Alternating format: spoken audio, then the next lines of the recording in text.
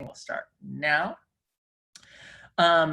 So thank you again for coming to our Fraternity and Sorority Life Advisor Series. We are super excited to host session 3 with our topic on sexual violence prevention. I do want to just set a little sentiment before we begin. So the content and conversation that we are about to have contains the following topics of sexual violence prevention. We recognize that this topic can be emotionally and intellectually challenging topic to engage with. So please do what is best for you and feel free to excuse yourself in a particular part of the conversation that might cause you unwanted discomfort as we are having this conversation as a whole. We just thought it was important to also set those parameters, but we will not be hurt if you need to step away for any reason whatsoever. In introductions though, my name is Matt Greer. I serve as the program coordinator for Fraternity Sorority Life and the primary advisor for the Multicultural Greek Council and the Panelists Council. Hi everyone, I'm Nikia Jefferson, our assistant director for Fraternity and Sorority Life and primary advisor for IFC and our National Panelists Council. And then joining us today, we have 2 panelists that we are excited to introduce. So first off, we have Jazmin Jones. Jazmin is an interpersonal violence prevention specialist in the Office of Health Promotion at Texas A&M University. As an interpersonal violence prevention specialist, she designs, implements, and assesses interpersonal violence prevention programming. This includes creating intersectional programming to meet the needs of international students, Black students, Greek life students, and LGBTQ+ students. In addition, she coordinates the Green Dot Bystander Intervention Program and social media accounts. She assists with the coordination of Domestic Violence Prevention and Awareness Month, Stalking Violence Prevention and Awareness Month, and Sexual Violence Prevention and Awareness Month. She prides herself as being a change agent through creating culturally responsive prevention education workshops and programs. Her purpose in life is to use her education and lived experience to empower, support, encourage, educate, and inspire others. Welcome, Jazmin. And then second, we have Brailyn Davis. So Brailyn works at Dartmouth College as a healthy relationship specialist at the Student Wellness Center. Brailyn is from Indianapolis, Indiana, and received her graduate degree at Indiana University Bloomington with a master's in public health. Brailyn is a part of the Sexual Violence Prevention Project team, a project announced as a part of the Moving Dartmouth Forward initiative, aiming to reduce sexual assault, dating violence, stalking, and harassment on Dartmouth's campus through a 4-year prevention and education experience. At Dartmouth, Brailyn develops and implements programs focused on behavior and culture change to increase positive relationships and sexual experiences for undergraduates. Brailyn currently leads a workshop called Relationships, Sex, and Alcohol for new members in the Greek community. So welcome, Brailyn. So first off, I want to say thank you for joining us today. We are super excited to have you and have a conversation that we find is super pertinent conversation to have, not only with our fraternity and sorority life students or college students, but just in general around some of our conversations around sexual violence prevention. And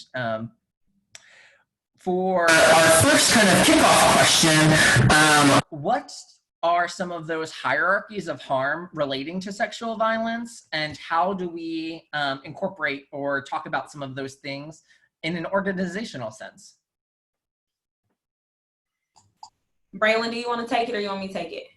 You can go ahead and lead off. Okay, no problem. I can. And so there's a spectrum of different things that contribute to just sexual violence in general. And so it's important to know that it takes on just different forms. So first, let's just talk about the different forms of sexual violence. So that can be sexual harassment, that can be rape, sexual assault, sex trafficking, incest. And so those are components that of course we want to think about when we're having this conversation. But when we think about that hierarchy, society has a huge impact on what that looks like, as well as social and cultural norms, as well as the subsets of social cultural norms. So when we think about Greek life, what does that culture look like for the students there? So also setting those norms in that space as well. Brailyn, do you want to add anything to that? No, that was spot on. Like, and thinking of part of that culture, including, you know, harassment, catcalling, and what that looks like, all the way down to, you know, sexual violence, sexual assault. And so it's a range of different things that, like Jazmin said, takes different forms. And so it's important to think of it in an all-encompassing way, and knowing that there's a spectrum of behaviors that fall into this harm.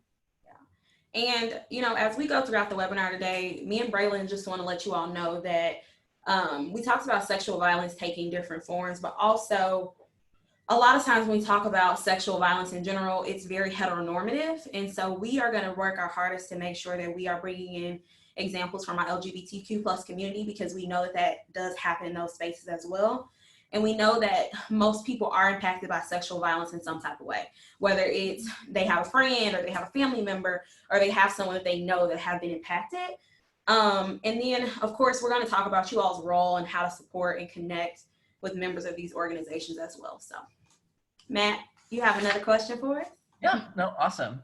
Thank you for sharing. And I think, you know, as we are able and looking at how do we have these conversations, we first have to define them, right? And understand what those real processes or conversations look like. So I think our first area of focus is what is an appropriate consequence for sexual violence if someone within our community is found responsible of being a perpetrator in that kind of way?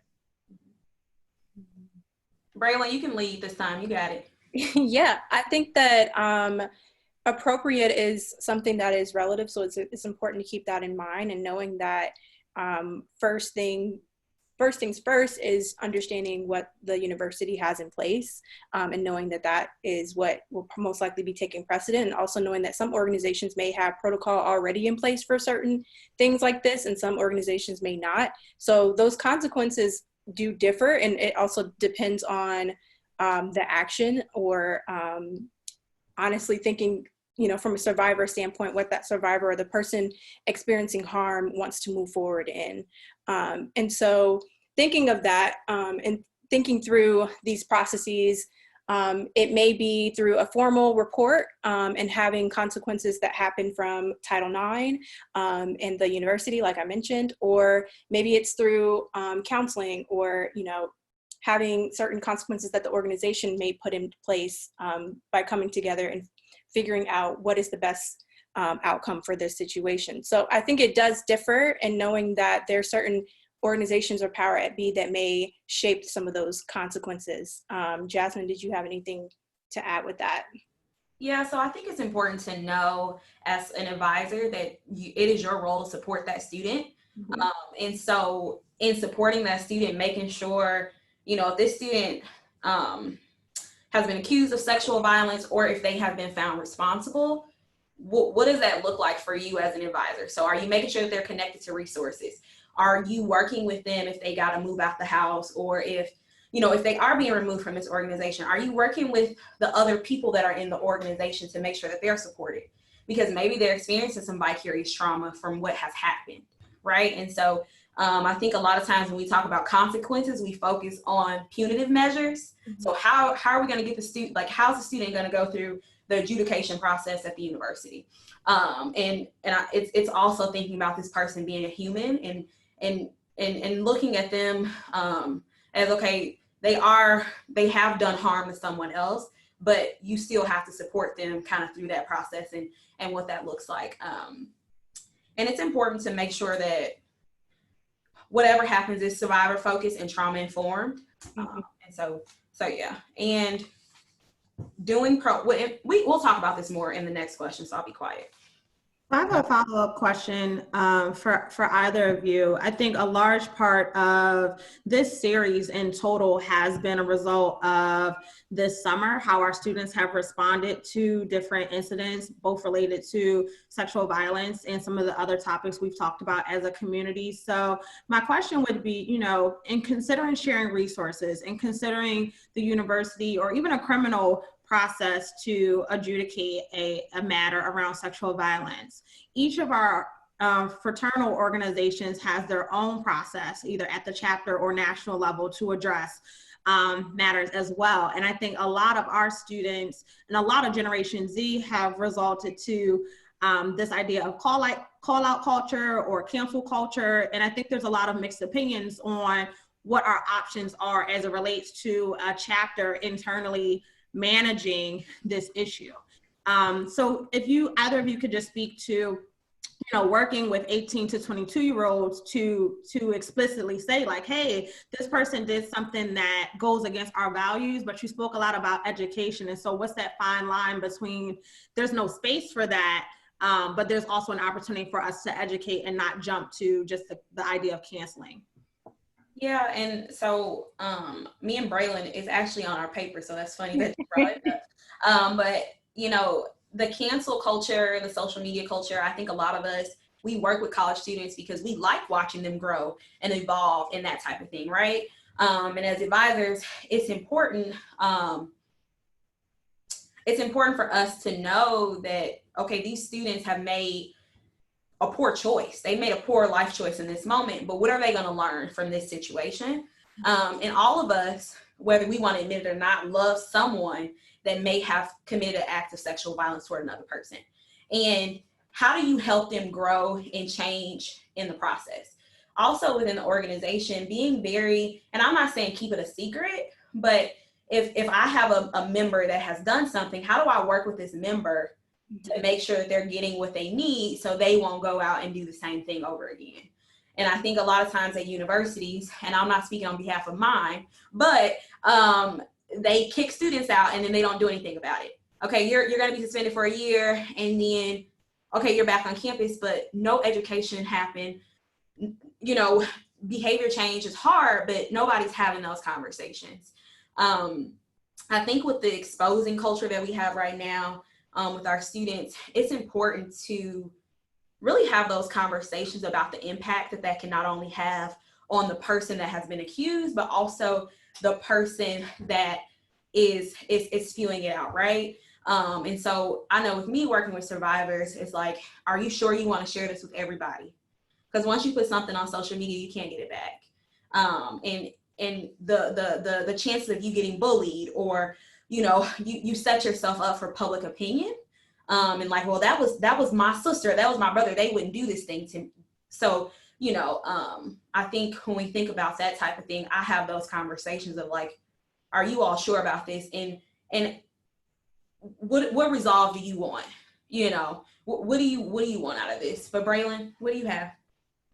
That is literally 100% spot on. And thinking about, especially that continuing education piece, is like, we have this culture where we want to cancel people, or we want to have these call outs, and I've seen it, within many different forms of taking to social media and anonymously posting, and having those things, or having a certain type of list of people who are perpetrators and what that means. And like you mentioned, Jazmin, understanding that the impact on both parties, and understanding that if what is the outcome in which you're looking for, if it is for this person to learn and move forward and to do something that is different and better and prevent, then we want to be able to do that. And that means maybe having this person go through trainings, or, having this educational piece moving forward, but also thinking of, from the survivor standpoint, this is a right that they have, right, to share this information, to share. And sometimes it's a sense of community to be able to anonymously post and feel that sense of, understanding to the general public. But it's really important, like Jazmin mentioned, is to have that continual education piece with it, and not let it just stay at calling people out and moving forward in that way, or canceling certain people. And I was going to say all of those pages. So I know with me and I don't know if Brailyn had a page where she was at, but I was following like the Indiana Predators because I'm from Indiana, and then Texas had one. Mm-hmm. And as an agent of the university, I'm like, oh, I can't see these students disclosing on social media because I have reporting obligations. So I'm literally sending my, like, do I need screenshots? How do I navigate this space? And so even with our students, knowing that you can post this information online, but the chances are is that they're going to pull these pages because there are actually laws and regulations in place where you're not supposed to necessarily do that. And so I think that that's something also important. And I think with survivors, they can feel like that's silence in their voice because Twitter has now taken this page down. And so just making sure that they are aware that, okay, you can put this out here, but it may not stay up long. And like, what does that look like as well? So yeah. I appreciate that. And I was just going to add for our context for advisors, we have seen similar pages related to incidents at Temple, and 100% what Jazmin said, those pages have been shared with respective administrators at Temple to determine if any follow-up is appropriate or possible, depending on, you know, the context and the content in which was shared.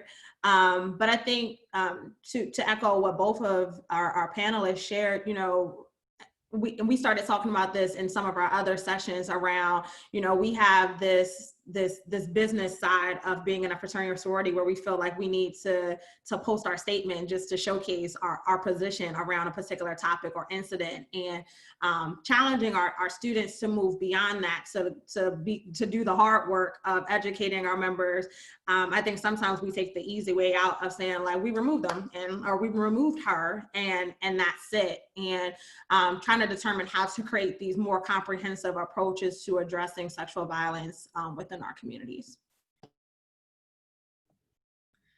And I think too, with what you were saying, it also allows for a good segue into one of the questions that one of our advisors wrote in is when we're thinking through restorative justice process for someone who was found responsible of sexual violence or violence, like what does that restorative piece look like, and is restoration possible in your opinion for those folks? So, and maybe it's just me because I feel like anybody is, I'm not gonna say everybody is redeemable, but I personally like restorative justice, although we don't use it a whole lot for sexual assault. We may use it for like lower level things. So maybe like a stalking like situation that's not heinous, like, you know, it may be used for something like that. It's not typically used for sexual assault. But I do think that if there are measures in place to hold folks accountable and actually tangible things that people are doing, and also the person has to want to change, and I think that's a huge factor, right? So if I feel like I didn't do anything wrong, then me going through this restorative justice process is probably not going to do anything for me because I don't feel like I did anything wrong or I'm not accountable. Also, there are survivors that want to do restorative justice. They don't want to necessarily, they don't want their person to get in trouble, right? I don't want them to get in trouble with the university. I don't want them to get kicked out of school. I just want them to learn, and I want them to tell me that they're sorry. I just want them to say that they're sorry for doing this to me. And some survivors, that's all they need. And so in those cases, are you being trauma-informed and survivor-focused and working with the survivor to make sure that they get what they need? And then also, when we work with 18 and 22-year-olds, we work with them for 4 or 5 years, and then we send them off into society. So are we doing our due diligence to make sure they're prepared to navigate spaces? I know with my work with international students, they may not understand our culture. And so they get hit with, you know, a stalking charge, and it's like, okay, let's talk about this. Somebody ghosted you, and in your country, that's disrespectful. And so you really don't understand why this happened. So is someone taking the time to sit and have a conversation with you? Also, when I think about this restorative justice piece, I think about R. Kelly. And you often feel however you want to feel about R. Kelly, but he was molested as a child. We know that he experienced some type of interpersonal violence. And it's like, if someone would have just stepped in then, what would have happened if they would have had those conversations and he went to therapy and he was supported? What could his life have been? And so I think sometimes doing those little things of like, okay, let me work with you when I notice this behavior instead of waiting until a person has done so many different things. And it's like, oh, now we're going to fix it. Brailyn? And I think that, amen to all of that, but also thinking through, knowing that restorative justice is for the parties that be. I think that that's important to also note, knowing that this is for that's that community that is dealing with that survivor that's been dealing with that, and the alleged perpetrator in the situation, and knowing that restorative justice is for those people. And I think that sometimes we continue to think that, how is this going to impact, other people outside of the situation? I think that it's important to remember that those parties, that's not what this process is for. It's for that relationship, or that and the parties that are involved, to have some type of justice. Yeah.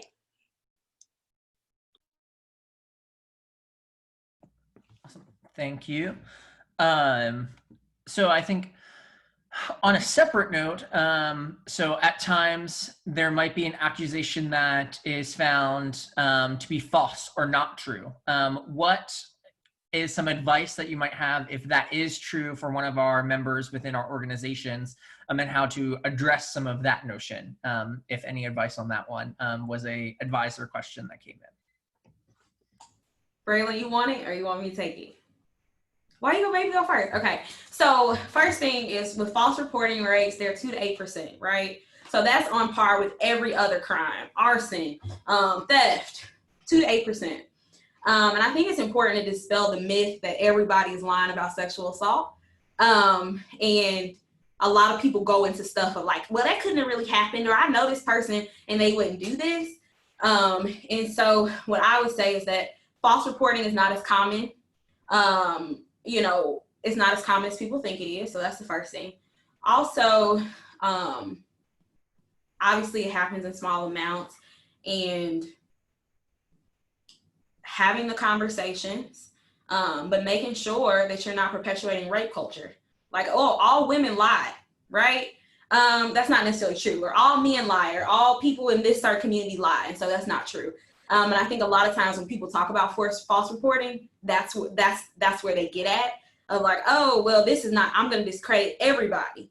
So when we think about the Me Too movement, I think the Me Too movement was wonderful. It did wonderful strides, but it silenced Black women and people that were not white to be able to share their stories. And then also people are like, well, that's so common, it couldn't have, that it didn't happen. It's like, no, sexual violence is more common than you think. And so just kind of being aware of that. But Brailyn, what do you have? Because you might have more advice on how to navigate that. Literally exactly what you said. I think that also just being mindful of the humanity of people, and thinking through, if this person is coming forth and saying that these things have happened, thinking through the harm or the trauma that person is going through, and the courage that it takes to share that information, and to believe that person is powerful, and to know that, and like Jazmin has said, in these situations, to come forth with such information and for it to be false is few and far between. It's a very small percentage. So in these moments, again, thinking about the culture that it perpetuates, like Jazmin said already, and understanding that this is something that is impactful in that person to share when thinking about that. So. And also, me and Brailyn, we learned about how Temple conducts their Title IX process.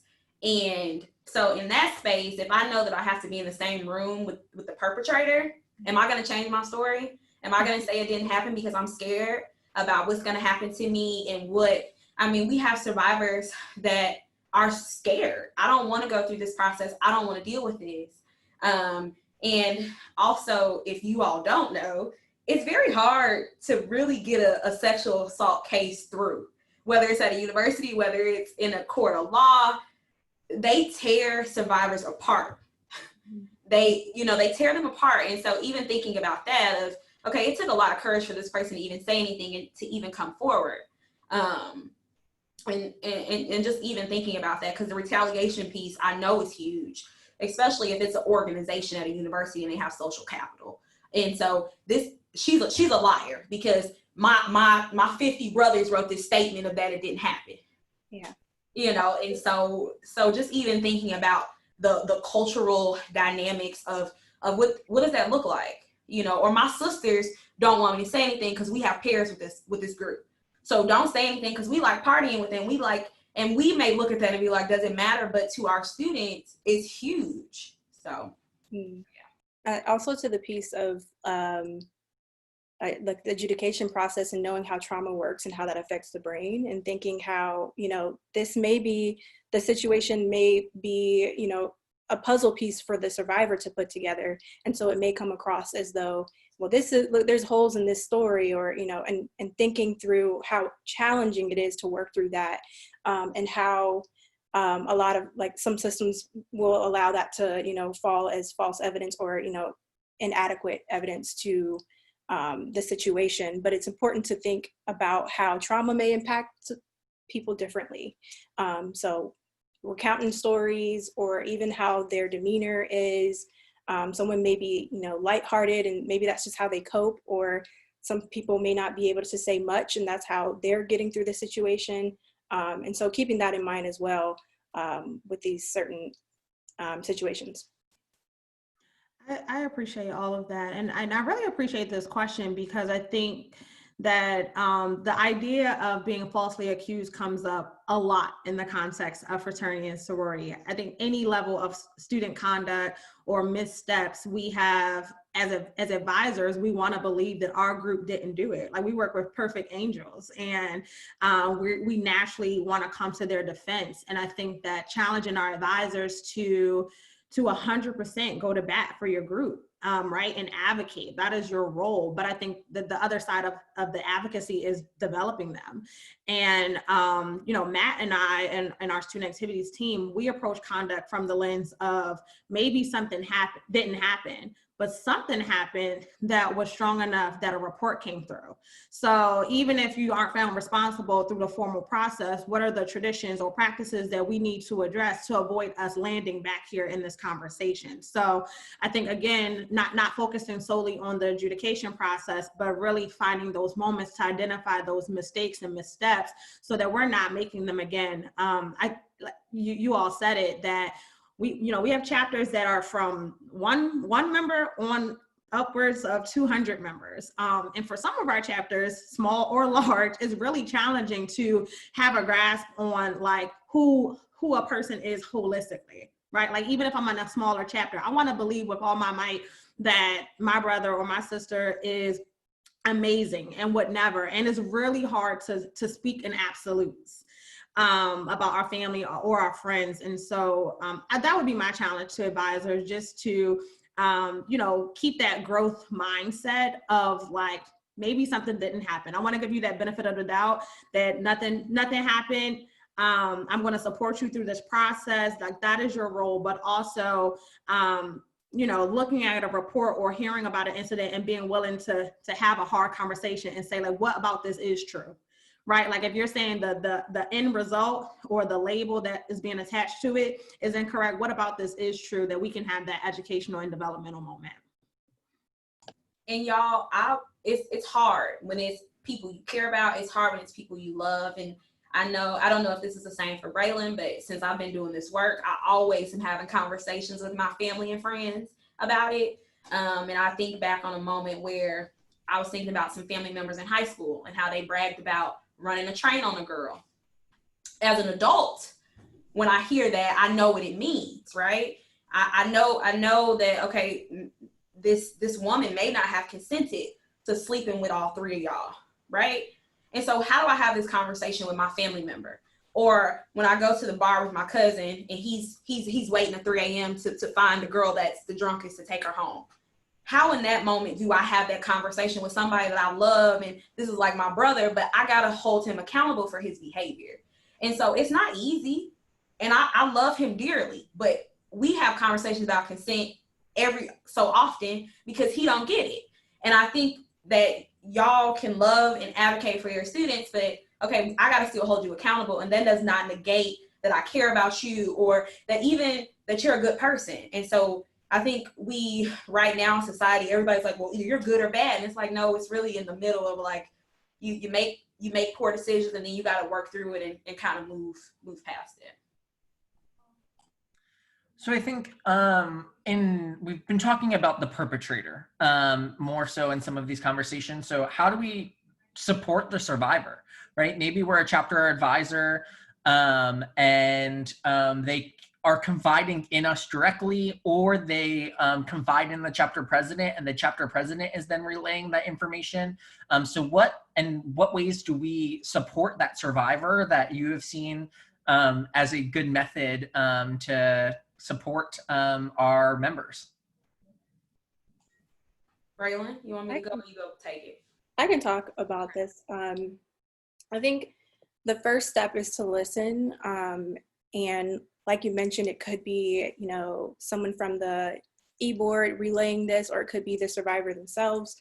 But it's really important to, you know, take a moment and actually listen with compassion and non-judgment in that moment. I think it's also important to take a moment to check your feelings as the advisor. I know that it can be daunting. It feels, it can be emotional. It can be, you know, an activating moment, but it's important to also just remain calm in that conversation and allow for that to flow. And understanding, again, like I mentioned, that everyone responds to trauma differently. So like I mentioned, someone may be coming across like it's not a big deal, or, you know, another person may be having a hard time talking through it. And so maybe this conversation takes 2-3 hours to get through. But remaining patient in that conversation and knowing that trauma shows up differently for different people. And knowing that you all have options. This is not your primary job to know necessarily all the things there is to know about this issue. So understanding the resources that you have at Temple and within like the community overall, and knowing who is the right person to connect with this person. Thinking about who they are as a person, knowing, you know, I know you have a connection with these people on campus, maybe counseling will be the best option. Or I know that you said you were close with, you know, this organization, maybe talking with them is another option. So being aware of those resources is really, really important, especially for moments like this. Share that you care about them. I think that that's really important. I know that, again, it can feel overwhelming in that moment to have these conversations, but knowing that you're there for them and showing support is really important. And again, remaining patient and knowing that this is their time to process. Sometimes we're like, let's report it, let's get to it, you know, we're gonna do this, but this is their process. So if they wanna take the time that they need, allow that. Jazmin, you have any other things? So it's important to know that sexual violence is about power and control. And so if you as the advisor tell them what they need to do in this moment in time, you're taking away their power and their autonomy. So making sure that this survivor feels empowered to make the best decision for them. Everybody is not going to want to report. They're not going to want to go therapy, but they're doing what's best for them.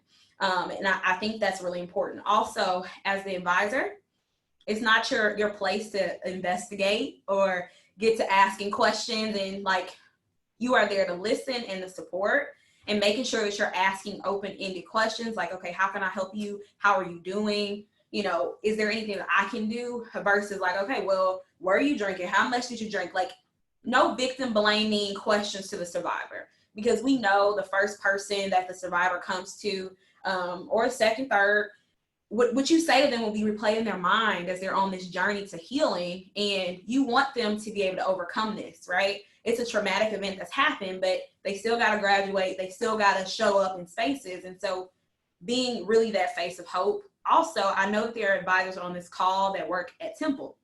So that makes things a little bit complicated, right? Because I have a reporting obligation to the university, and that freaks people out. Of like, oh my goodness, this student trusted me and now I have to share it with the university.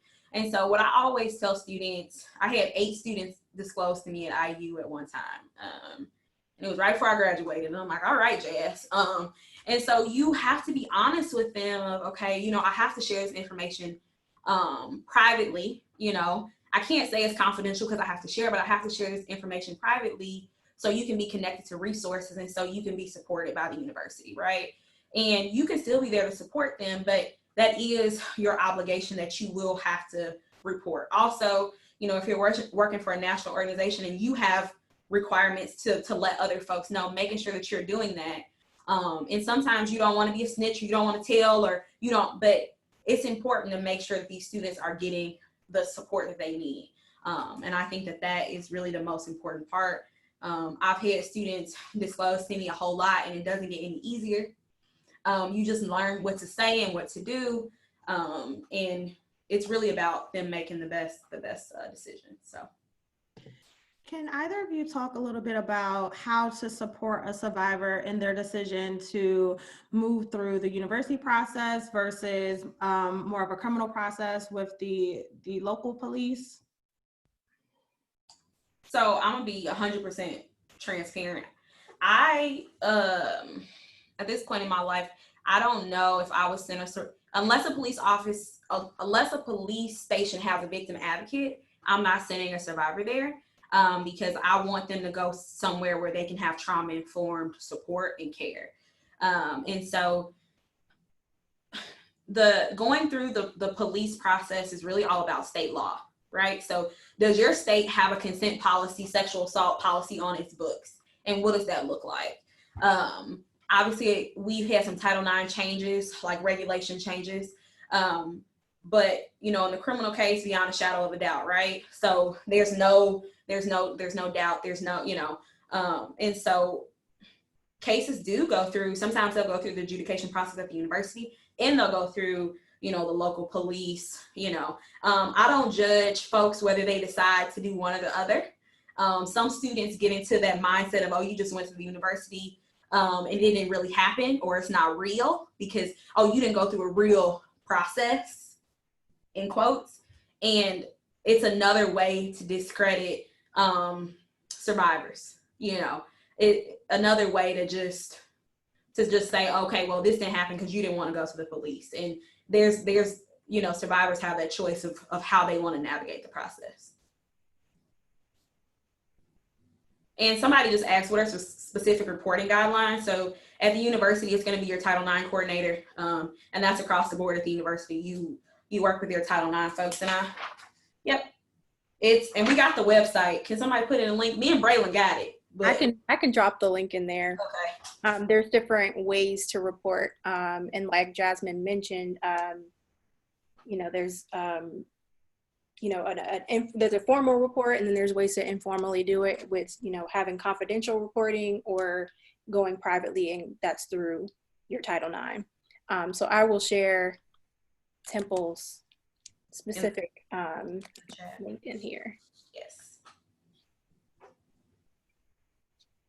Brailyn, did you have anything to add about that with the police versus the university adjudication process? Also, I would send students to your local rape crisis center, which at Temple is Women's Organized Against Rape. Mm-hmm. And so that's also another option if they don't want to go through either process.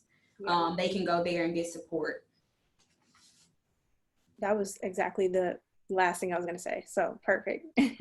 And your other confidential resources are your counseling services and then student health services. So obviously student health services will do more of that medical care, whereas counseling will do the psychological type support and that type of thing.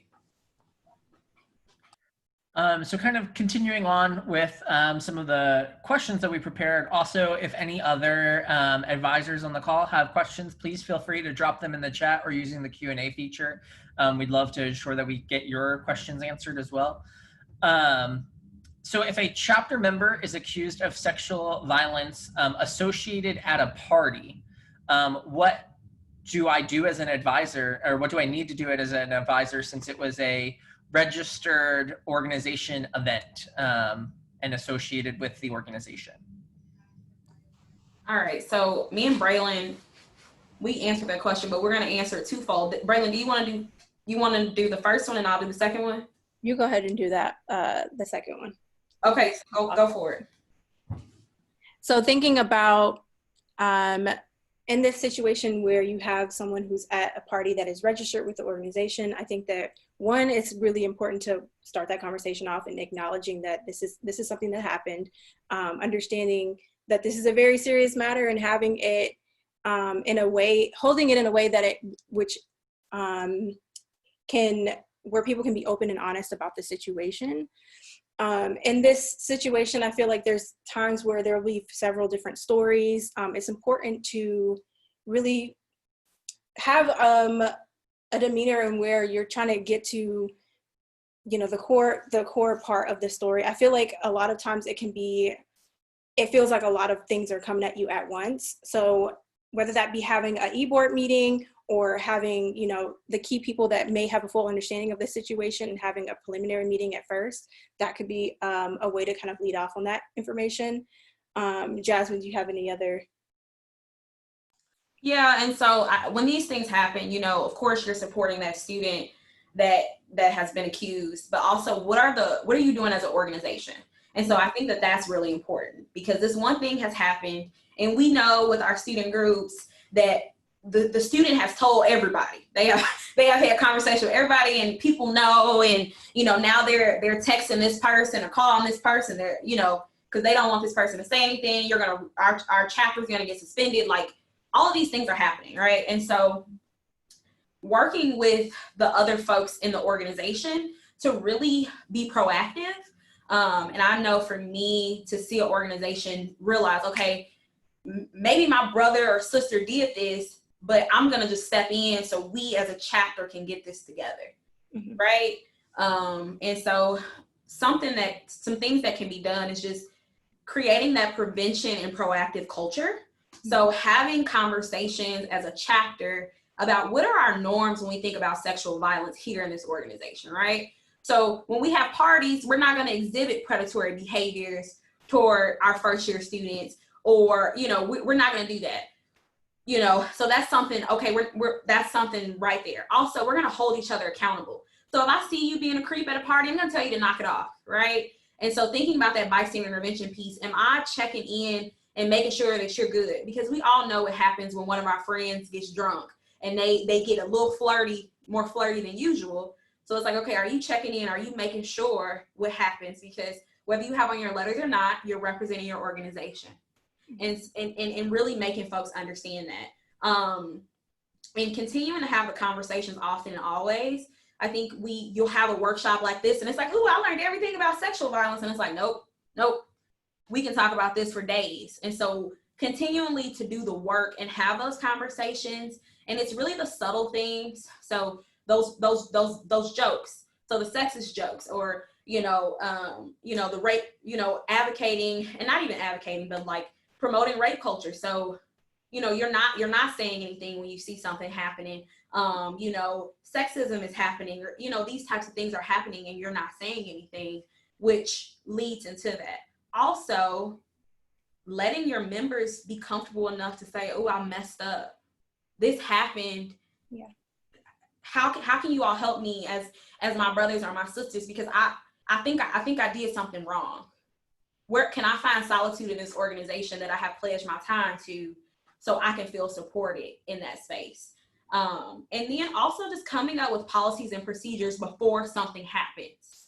So not just waiting until something happens and then it's like, oh, we need to write this down. Having very airtight risk management plans. So are you revisiting your risk management plans every year? Because if you're giving people alcohol at a party, what are you doing to make sure people aren't going into bedrooms? What are you doing to make sure that, okay, people have safe rides home and they're not going home by themselves and now they fell asleep in front of the residence hall or something and now they get picked up by the police? Like, what are you doing to prevent things from happening? And that's beyond sexual assault. But, what are those things that you all are doing? And then making sure that people know about resources beyond your exec board.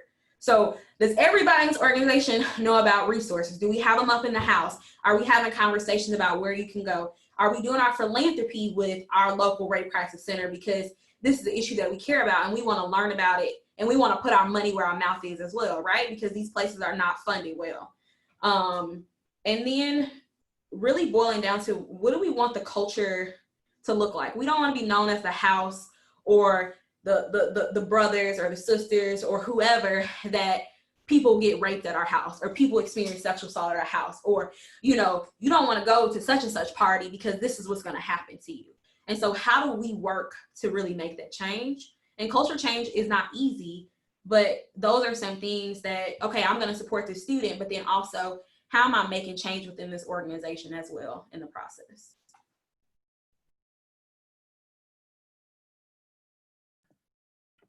So I'm also thinking, So how does this conversation look like in an intersect when we might not even be comfortable about talking about sex in general, right? So like we have to talk about sexual violence, but we're not even talking about like healthy sex relationships. But also like, what does this look like through a cultural lens, right? Like maybe my culture does not talk about this in the same kind of way that a different culture, or what the quote unquote expected way to talk about this is. Any opinions or thoughts on that kind of topic? So we do a terrible job, and this is not everybody in the field, but we don't do a great job engaging men in these conversations or in the work, right? And that is in itself. So I know as a grad student, I would partner with one of my facilitators to do our bystander intervention training, and I would let him talk about consent. Because guess what? When it comes out of his mouth, it looks different than me giving it and having that conversation. And so I think engaging men in the work is very important. And also engaging your LGBTQ plus folks in the work. And what does that look like? Because so they can feel seen and they can feel heard, and so they won't feel like, okay, this doesn't apply to me. Because what happens, especially when we think about men, is that they come into these spaces and they're like, y'all about to just tell me that I'm wrong and that I'm a perpetrator of sexual violence. And it's like, no, Jackson wants to teach you how to have great sex. And so we're going to talk about consent. And that's what this conversation is going to look like. And it's all about, you don't have to go into the space and make people feel like crap. I know, being a Black woman, right? In our culture, men are supposed to chase women. What does that look like? Yeah, it translates into sex, right? So the man has to be the aggressor, and he has to, so even dispelling those cultural norms are like, okay, it's okay if you ask for sex. It's okay if you advocate for yourself in those spaces. But the cultural piece is huge, especially when we think about just like our MPHC orgs and that type of thing. And what does that look like? Me and Brailyn are aware that you all have a huge, you're man heavy with your MPHC orgs. And so what type of dynamic does that create on campus? And I would challenge you all to think about, what does the dynamic create when you have an org, when you have a MPHC culture that's all men? What does that look like? For good or bad, right? And just think about that. Because that cultural norm piece of, okay, we're not talking about sexual assault, we're not talking about sex at all, but we're having it. And we might be having a lot of it or a little bit of it, but we're having it. And so even those types of conversations. And then it was something else, but I can't remember. So Brailyn, go for it.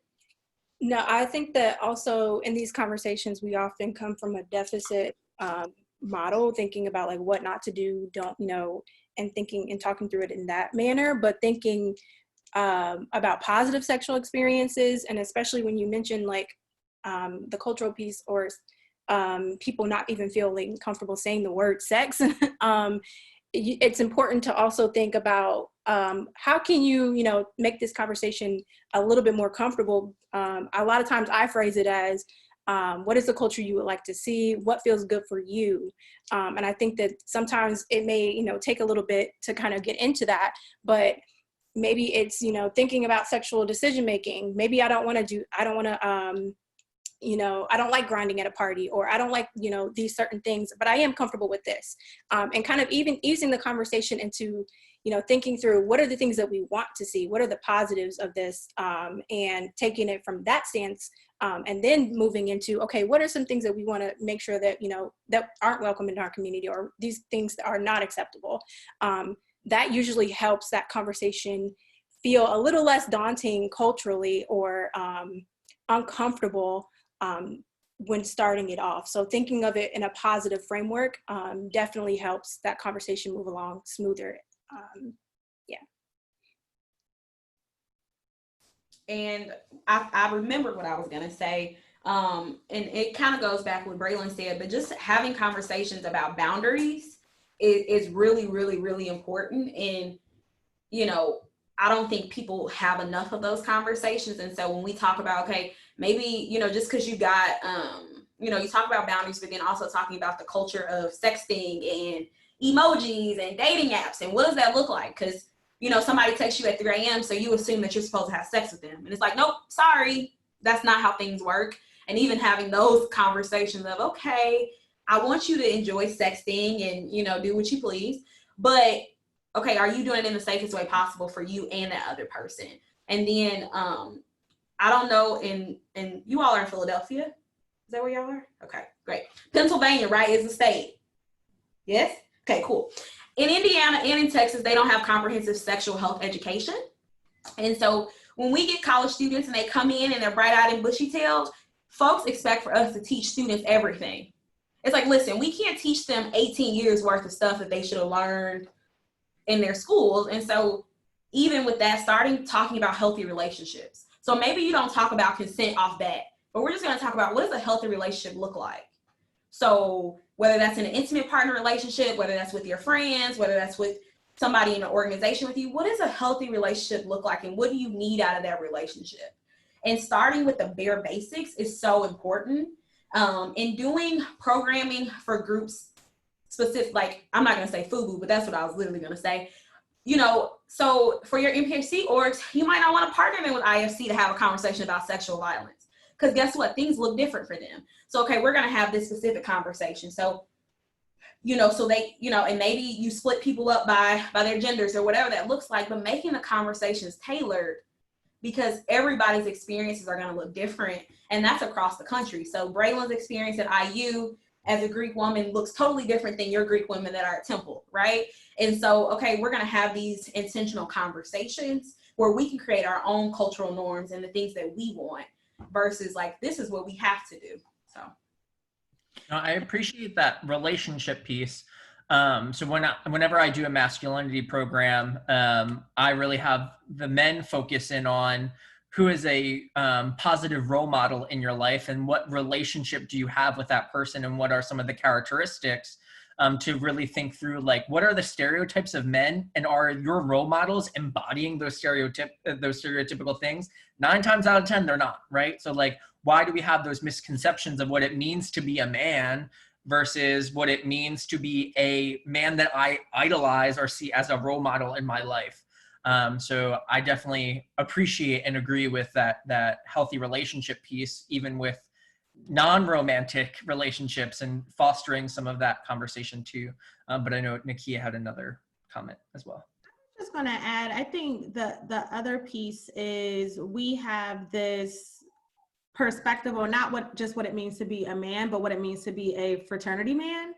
And again, I think that can look different from campus to campus, but how do we dig into that? How do we, as Jazmin said, develop new cultural norms and really develop maybe some healthier traditions as it relates to how we present ourselves on campus? I think that there seems to be like a certain lustiness that comes along with being in a fraternity. And what I think is so funny about Temple's community, and specifically, is that when we have conversations with the students, a lot of them are partnered up, like they're in relationships, maybe some entanglements, I don't know, but it's like we're having these conversations around, like we're having issues around sexual violence, and we find it really challenging to talk to, but you have someone in your life that you really care about, that should be kind of like, not to tell the students what to do, right? I say that every session, but that should be helping you navigate this social space in a different way. Like we would think that as partnered up as we are, we're not having these type of issues, but that's a conversation for another day.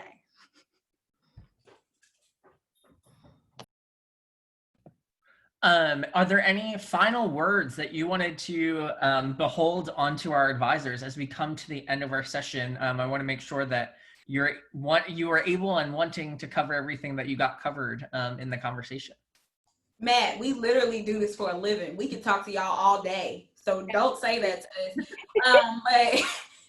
But the only thing that I would want to say is, as you all are going back, you know, with your students and that type of thing, in recruitment season, intake season is going to happen. Think about some of those hazing practices that may constitute sexual assault, right? So I'm going to make somebody get naked, you know, and that's not considered sexual assault, but you know, a form of sexual violence, right? And so what does that look like? And I know that, I don't know if those things happen in your culture or not, but I know that some places they happen where people, you take off your clothes, or you do this or you do that. And what type of environment is that creating as well? And and thinking about, okay, a lot of times people see, well, that is hazing, but then also understanding just the intersectionality of that, of, okay, this is also some form of sexual violence too, because, you know, so I think that's really important. Also, when it comes to doing this work, me and Brailyn have, we haven't been doing it that long, but long enough. We learn new things all the time. And so don't ever feel like I don't know enough and I can't figure out how to navigate these spaces, because your lived experiences are super important. And I know even during the work, the way I get consent and how I interact in relationships has changed. And so the more you're doing it and the more you learn, it gets better for you. And I did a workshop here at A&M with Black students, and I asked them, I said, you know, do you all want relationships like your parents? And the majority of those students told me no. And they told me no because they realized the unhealthy behaviors that they saw. And so what I tell you all, I tell you this because we look at Gen Z and we see all the amazing things that they're doing, but know that they're very self-aware. And so having these real life conversations with them about these topics can really plant the seed for change for them. So continue to do the good work. That's all I got. Retweet everything that Jazmin says always. But I also want to just leave with transparency. I think that transparency is super important, and knowing that it's okay to feel like you don't know what to do or what to say, and knowing that you're not alone in these situations. There's a whole host of resources and a community to back you in these difficult times, or these difficult conversations, difficult situations, and knowing that you being transparent and having continued conversations like this goes a long way. Knowing that having one-off programs about sexual violence prevention does not work. It is something that has to be ongoing. So it's okay to feel uncomfortable. It's okay to feel like you don't know what you're doing quite yet. You are not alone, and continue to be transparent and have those conversations. Great advice. Both of you, I am so thankful for the conversations that both of you have had with our panelists, or with our attendees today. For our chapter advisors, I thank you for joining us for this conversation. Again, this is such an important topic to continue the conversation on. With everything that we're doing in our advisor series, we know that 1 hour is not going to cover all of the information that you need to know in order to be that expert in the field. I often challenge that word because, like, when do you cross that line of what expert actually means? But again, I thank you all for coming in and participating in our session today. And I especially thank Brailyn and Jazmin for joining us as panelists today. Next week will be our final summer series portion of advisors training. So our topic is mental health, and how we kind of wrap in the past 3 weeks into another part of that conversation, which really intersects with mental health, and how do we help our students navigate those things. So if you will be so kind to join us next week at 6 p.m. We'll be back for our final summer series, and then we'll hopefully be launching some continued conversation throughout the school year as well. But I thank you for joining us and hope you enjoy the rest of your night.